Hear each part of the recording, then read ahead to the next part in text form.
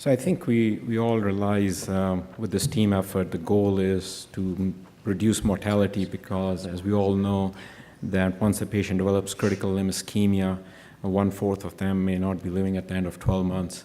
And we want to reduce amputation because I think that's a disaster if we tell our patients that we are going to take your leg off. Some of my patients have told me that I wish you would have told me I had cancer or heart failure, but not taking my leg off. And reduce functional disability. Many of these people are very active in their life, and it will impact their living. So hopefully with my talk, I can keep you out of getting into too much deep holes. This is just a brief showing how we can stay out of that. If you look at the American Heart Association and American College of Cardiology, they have come with guidelines, and Dr. Carmen showed some of the slides.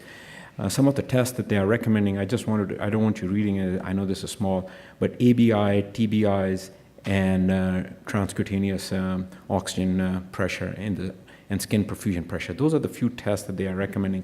And then finally, for diagnosis, they are recommending duplex ultrasound, CTA or MRA, and invasive angiography.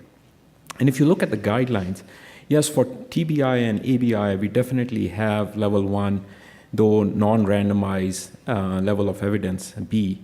But once we start going into some of these other tests for oxygen tension and skin perfusion pressure, we don't have that strong scientific evidence. It's 2A with the level of evidence B, non-randomized trials, but that's what the recommendations stand. So I'm going to briefly touch over some of these. I will also tell you what may be coming in the future, some of the advancements that are being made, and hopefully that will give you a nutshell idea. This is an ABI algorithm that we had developed, and it's published in one of the interventional cardiology book, which came out last year by Mehdi and the group, and the peripheral arterial disease chapter.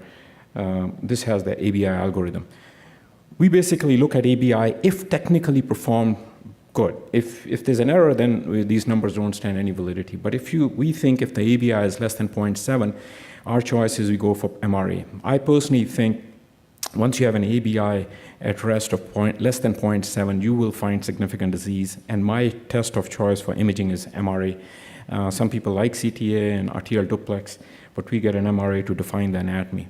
If the ABI runs between 0.7 to 1.3, some people will say 1.4, non-compressible. We do an exercise ABI, and if it plummets, we think they need to proceed with an MRA because it's probably proximal iliac artery disease that is getting missed. And if the exercise ABI stays somewhere between 0.7 to 0.8, what is the history? Is it moderate to severe pain or significant limitation? You can do an arterial duplex, MRA, CTA, depending on what you clinically think. But if they only have mild symptoms or no limitation, you can repeat the ABI in a year's time.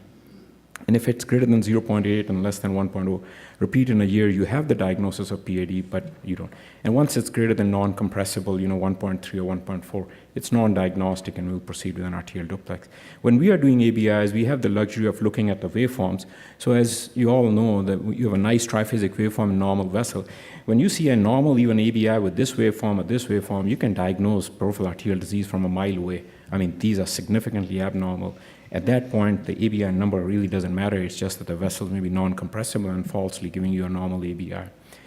Now, what is the American College and Heart Association recommending? They describe post-intervention ABI if it improves by 0.15. I will show you a paper that was Mehdi Shishebor published, which is hypothesis generating because it's not a large number of patients in that. And what they showed was that if you are looking at the probability of wound healing, ABI has to increase by greater than 0.23 if you do percutaneous intervention, not just 0.15, as compared to less than 0.23, then the probability of wound healing is less. This was not statistically significant for amputation prediction. For amputation prediction, interestingly, they found toe brachial index. The toe brachial index should improve post-intervention from the baseline by greater than 0.21 if you really want to avoid amputation. That was a predictor. But again, I'm warning you, this is a small study. It's just hypothesis generating, and we will need larger studies. The unfortunate part is in vascular disease, we don't have great large number of prospective randomized trials. Let's talk about pulse volume recording, because at least not for vascular medicine and our podiatrist colleague, but many of the cardiologists, they get confused. They think pulse volume recording is the same as arterial Doppler. This is totally different. It's basically, I mean, when you put a cuff around the leg, when you inflate it, you're occluding the flow. The cuff has sensors. As soon as you're deflating, the first waveform that comes, that's called pulse volume recording. It's totally different when you do pulse wave or continuous wave arterial duplex. That's a totally different thing. So in pulse wave volume recording, it's the change that happens in the volume underneath the cuff when you inflate it. And when you're deflating, when that changes. And usually it's a rapid rise, slow fall with a dicrotic notch. That's how a normal pulse volume recording looks like. And as the disease progresses, you will lose the dicrotic notch, the systolic rise becomes slower, peak and delayed, and the flat and rounded, blunted. This is PVR. This is totally different from the waveform that I showed before, which was duplex. The problem is with PVRs, if it's not done properly, and this is from a referral center from another city when the patient came to us, when they don't put the cuffs properly, the PVRs are really hard to interpret. So it's not an easy test unless it's done properly, then you can. And with these segmental pressures, you can see it's a higher thigh, low thigh, below the knee, at the ankle, and you get toe brachial indexes. Okay, let's talk about transcutaneous oxygen tension a little bit over here. So when you are doing this thing, it's very simple to remember the number 40 millimeters mercury. If it's greater than 40 millimeters mercury, that is the transcutaneous oxygen tension underneath the skin. If it's greater than 40, the chances of wound healing are good. If it's less than 40, you do an oxygen challenge, and you see how much rise there is. If you have greater than 100 millimeter rise, increase in the oxygen tension, there's no significant vascular disease. However, if you think the oxygen tension does not go more than 30 millimeters, you probably have severe arterial disease. I don't use this. Probably some of my other colleagues probably use this in the clinic. I'm more relying on the ABIs and MRAs. Let's talk about the skin perfusion pressure. The measurement of skin perfusion pressure with external compression, different techniques can be used, radioisotope clearance, plethysmography, or laser Doppler, and basically you're seeing when the blood flow comes. And what's been shown is that your skin perfusion pressure, when it's 40 millimeters or greater, the sensitivity of this test in diagnosing PAD is 72%, specificity is 88%.